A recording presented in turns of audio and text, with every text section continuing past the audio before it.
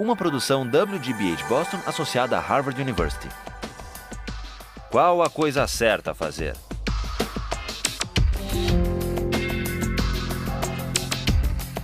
Justice, com Michael Sandel. O que é um bom começo? Today, we turn to the question of distributive justice. How should income and wealth and power and opportunities be distributed? According to what principles? John Rawls offers a detailed answer to that question. And we're going to examine and assess his answer to that question today. We put ourselves in a position to do so last time by trying to make sense of why he thinks that principles of justice are best derived from a hypothetical contract. And what matters is that the hypothetical contract be carried out in an original position of equality behind what Rawls calls the veil of ignorance. So that much is clear.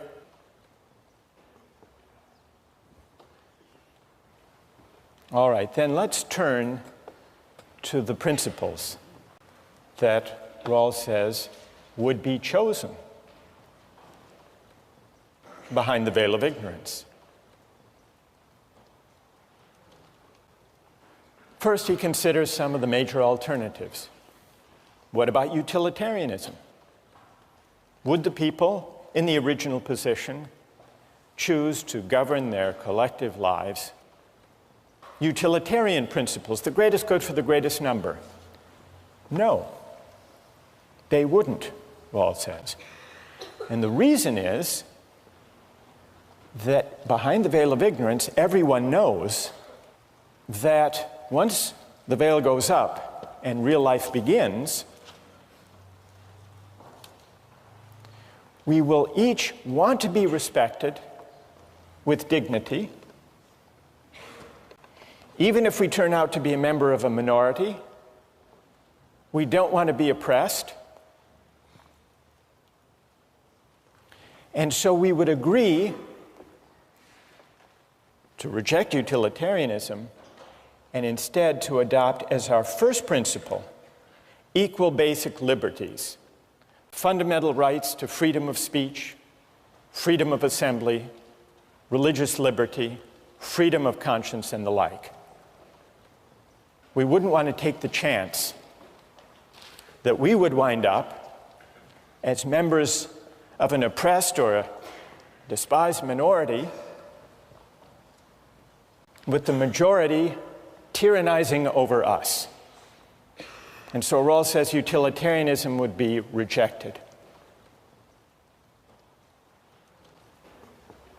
Utilitarianism makes the mistake, Rawls writes, of forgetting, or at least not taking seriously, the distinction between persons. And in the original position behind the veil of ignorance, we would recognize that and reject utilitarianism. We wouldn't trade off our fundamental rights and liberties for any economic advantages. That's the first principle. Second principle has to do with social and economic inequalities. What would we agree to? Remember, we don't know whether we're going to wind up being rich or poor, healthy or unhealthy. We don't know what kind of family we're going to come from, whether we're going to inherit millions or whether we will come from an impoverished family. So we might, at first thought, say, well, let's require an equal distribution of income and wealth, just to be on the safe side. But then we would realize that we could do better than that, even if we're unlucky and wind up at the bottom. We could do better if we agree to a qualified principle of equality Rawls calls it the difference principle, a principle that says only those social and economic inequalities will be permitted that work to the benefit of the least well-off.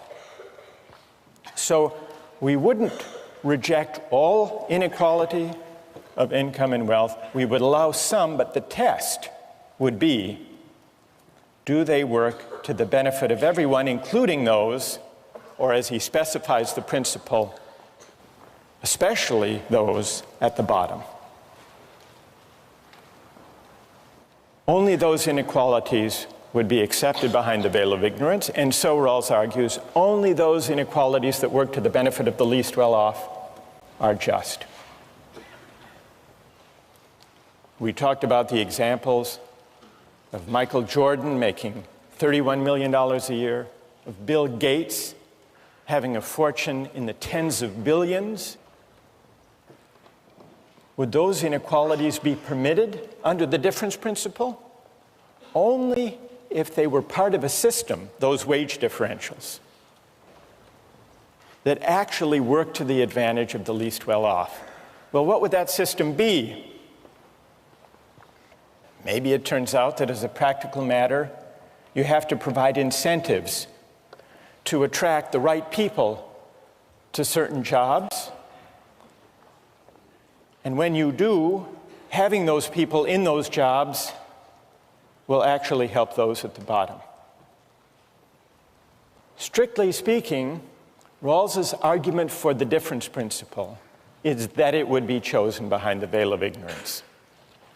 Let me hear what you think about Rawls's claim that these two principles would be chosen behind the veil of ignorance. Is there anyone who disagrees that they would be chosen? All right, let's start up in the balcony, if that's all right. Go ahead. Okay, your argument depends upon us believing that we would argue and set policy or justice from a bottom, that's for the disadvantaged. And I just don't see from a proof standpoint where we've proven that. Why not the top? Right. And what's your name? Mike. Mike, all right, good question. Put yourself behind the veil of ignorance. Enter into the thought experiment. What principles would you choose? How would you think it through? Well, I would say things like even Harvard's existence is an example of preaching toward the top, because Harvard takes the top academics, and I didn't know when I was born how smart I would be, but I worked my life to get to a place of this caliber. Now, if you'd said Harvard's going to randomly take 1,600 people of absolutely no qualification, we'd all be saying, well, there's not much to work for. And so what principle would you choose? In that situation, I would say a merit-based one, where I don't necessarily know what I have, but I'd rather have a system that rewards me based on my efforts. So you, Mike, behind the veil of ignorance, would choose a merit-based system where people are rewarded according to their efforts. All right, fair enough. What would you say? Go ahead. My question is, if the merit-based argument is based on when everyone is at a level of equality, where from that position you're rewarded to where you get, or is it regardless of what advantages you may have when you began your education to get where you are here? I mean, I think what the question you're asking is saying, you know, if we want to look at whatever utilitarianism policy it is, do we want to maximize world wealth? And I think a system that rewards merit is the one that we've pretty much all established is what is best for all of us, despite the fact that some of us may be in the 2nd percentile and some may be in the 98th percentile. And at the end of the day, it lifts that lowest base level, a community that rewards effort as opposed to innate differences. But I don't understand how you're rewarding someone's efforts who clearly has had, not you, but maybe myself, advantages throughout to get where I am here. I mean, I can't say that somebody else who maybe worked as hard as I did would have had the same opportunity to come to a school like this. All right, let's look at that point. What's your name? Kate. Kate, you suspect that the ability to get into top schools may largely depend on coming from an affluent family, having a favorable family background, social, cultural, economic advantages, and so on? I mean, economic, but yes, social, cultural, all of those advantages for sure. Someone did a study of the 146 selective colleges and universities in the United States. And they looked at the students in those colleges and universities to try to find out what their background was, their economic background. What percentage do you think come from the bottom quarter of the income scale? You know what the figure is? Only 3% of students at the most selective colleges and universities come from poor backgrounds. Over 70% come from affluent families. Let's go one step further then and try to address Mike's challenge. Rawls actually has two arguments, not one, in favor of his principles of justice, and in particular of the difference principle. One argument is the official argument, what would be chosen behind the veil of ignorance. Some people challenge that argument, saying maybe people would want to take their chances. Maybe people would be gamblers behind the veil of ignorance, hoping that they would wind up on top. That's one challenge that has been put to Rawls. But backing up the argument from the original position is a second argument. And that is a straightforwardly moral argument. And it goes like this. It says, the distribution of income and wealth and opportunities should not be based on factors for which people can claim no credit. It shouldn't be based on factors that are arbitrary from a moral point of view.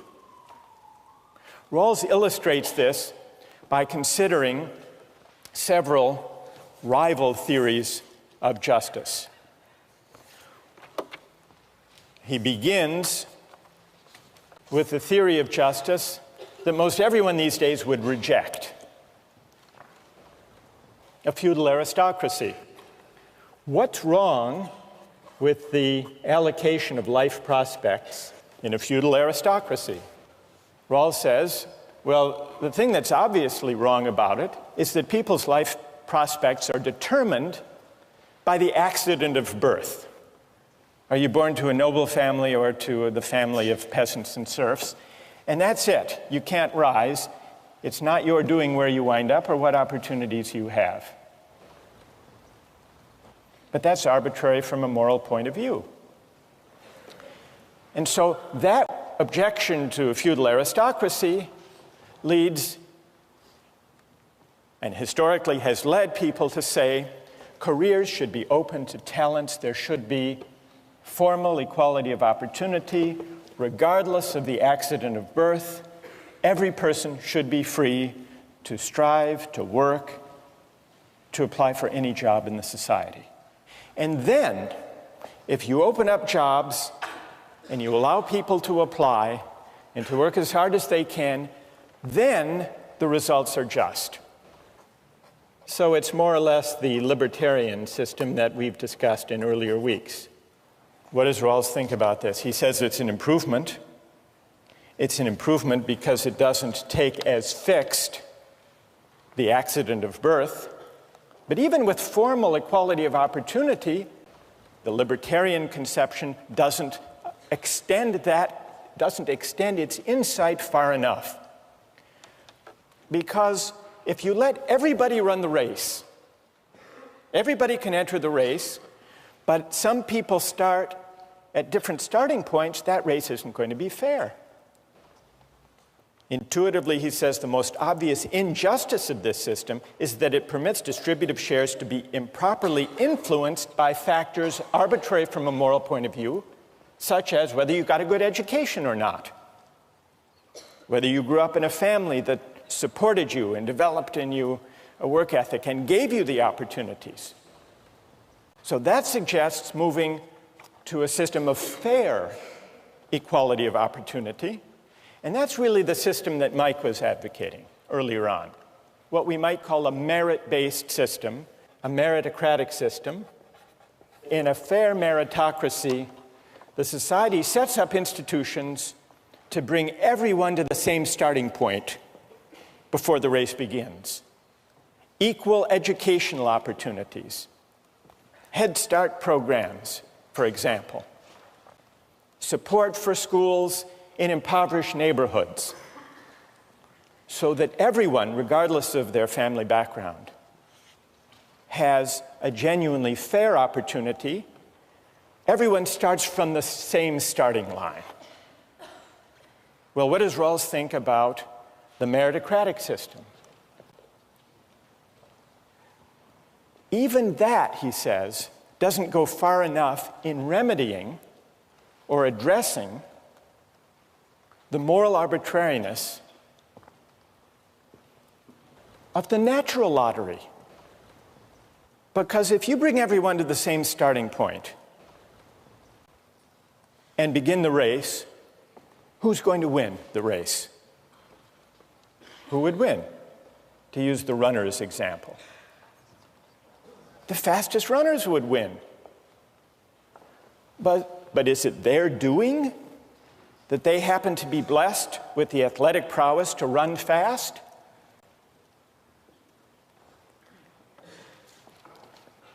So Rawls says even the principle of meritocracy, where you bring everyone to the same starting point, may eliminate the influence of social contingencies and upbringing, but it still permits the distribution of wealth and income to be determined by the natural distribution of abilities and talents.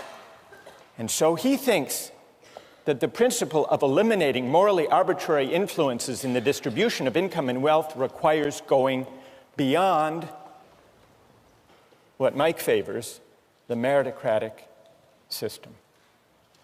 Now, how do you go beyond? If you bring everyone to the same starting point, and you're still bothered by the fact that some are fast runners and some are not fast runners, what can you do?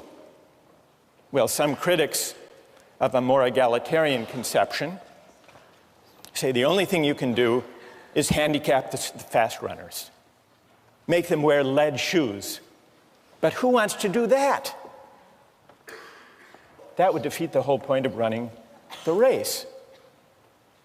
But Rawls says you don't have to have a kind of leveling equality if you want to go beyond a meritocratic conception. You permit, you even encourage those who may be gifted to exercise their talents. But what you do is you change the terms on which people are entitled to the fruits of the exercise of those talents. And that really is what the difference principle is. You establish a principle that says people may benefit from their good fortune, from their luck in the genetic lottery, but only on terms that work to the advantage of the least well-off. And so, for example, Michael Jordan can make $31 million, but only under a system that taxes away a chunk of that to help those who lack the basketball skills that he's blessed with. Likewise, Bill Gates. He can make his billions, but he can't think that he somehow morally deserves those billions. Those who have been favored by nature may gain from their good fortune, but only on terms that improve the situation of those who have lost out. That's the difference principle. And it's an argument from moral arbitrariness. Rawls claims that if you're bothered by basing distributive shares on factors arbitrary from a moral point of view, you don't just reject a feudal aristocracy for a free market. You don't even rest content with a meritocratic system that brings everyone to the same starting point. You set up a system where everyone, including those at the bottom, benefit from the exercise of the talents held by those who happen to be lucky. What do you think? Is that persuasive? Who finds that argument unpersuasive, the argument from moral arbitrariness? Yes. I think that in the egalitarian proposition, the more talented people, I think it's very optimistic to think that they would still work really hard even if they knew that part of what they made would be given away. So I think that the only way for the more talented people to exercise their talents to the best of their ability is in the meritocracy. And in a meritocracy, what's your name? Kate. Kate, does it bother you, and Mike, does it bother you that in a meritocratic system, even with fair equality of opportunity, people get ahead, people get rewards that they don't deserve simply because they happen to be naturally gifted? What about that? I think that it is arbitrary, and obviously it's arbitrary, but I think that that correcting for it would be detrimental. And unlike... Because it would reduce incentives, is that why? It would reduce incentives, yeah. Mike, what do you say? We're all sitting in this room and we have undeserved glory of some sort, that you should not be satisfied with the process of your life because you have not created any of this. And I think from a standpoint of not just this room, us being upset, but from a societal standpoint, we should have some kind of a gut reaction to that feeling that, you know, the guy who runs the race, he actually harms us as opposed to maybe makes me run that last 10 yards faster, and that makes the guy behind me run 10 yards faster, and the guy behind him 10 yards faster. All right, so Mike, let me ask you, you talked about effort before. Effort. Do you think when people work hard to get ahead and succeed, that they deserve the rewards that go with effort? Isn't that the idea behind your defense of? I mean, of course, bring Michael Jordan here, I'm sure you can get him, and have him come and defend himself about why he makes $31 million. And I think what you're going to realize is his life was a very, very tough one to get to the top, and that we are basically being the majority oppressing the minority in a different light. It's very easy to pick on him. Very easy. Effort. You know what? You've persuaded a lot of people. Effort. You know what Rawls' answer to that is? Even the effort that some people expend, conscientious striving, the work ethic, even effort depends a lot on fortunate family circumstances for which we can claim no credit. Now, let's do the test. Let's do a test here. Never mind economic class, those differences are very significant. Put those aside. Psychologists say that birth order makes a lot of difference in work ethic, striving, effort. How many here, raise your hand, those of you here who are first in birth order? I am too, by the way. Mike, I noticed you raised your hand. If the case for the meritocratic conception is that effort should be rewarded, doesn't Rawls have a point that even effort, striving, work ethic is largely shaped even by birth order? Is it your doing, Mike? Is it your doing that you were first in birth order? Then why, Rawls says, of course not. So why should income and wealth and opportunities in life be based on factors arbitrary from a moral point of view? That's a challenge that he puts to market societies, but also to those of us at places like this. A question to think about for next time.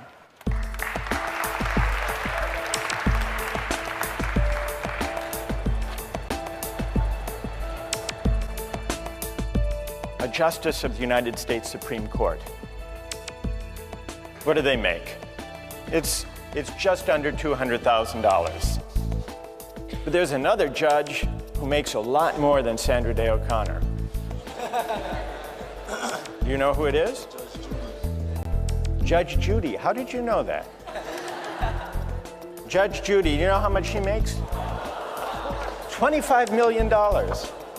Now, is that just? Is it fair?